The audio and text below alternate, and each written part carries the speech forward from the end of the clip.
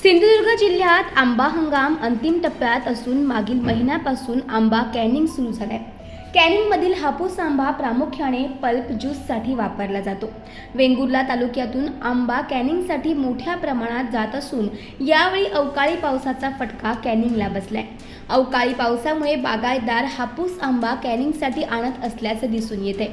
सध्या आंबा कॅनिंगचे दर 30 रुपये किलोपर्यंत घसरले आहेत।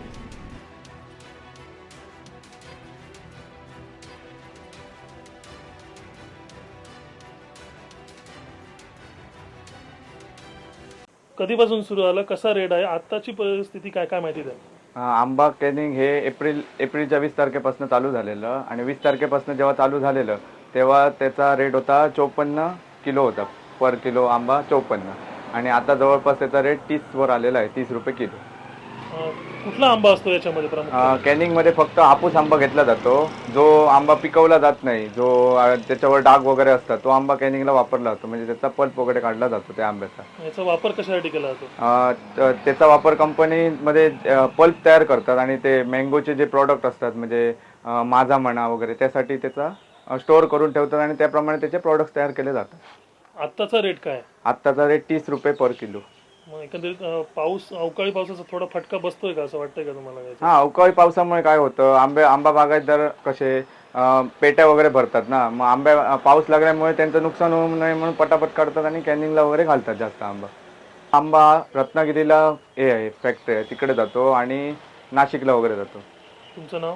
माझं नाव प्रज्ञेश गावडे। नमस्कार, माझं नाव गणपत सुभाष गावडे, मी पण एक आंबा शेतकरी आहे। सध्या अवकाळी पावसाचा आम्हाला फटका बसलाच आहे, कारण यावर्षी आंबा कमी होता, पण आता कॅनिंगचा रेट 30 वर आलाय। अवकाळी पावसामुळे कॅनिंगचा रेट 30 वर आलाय।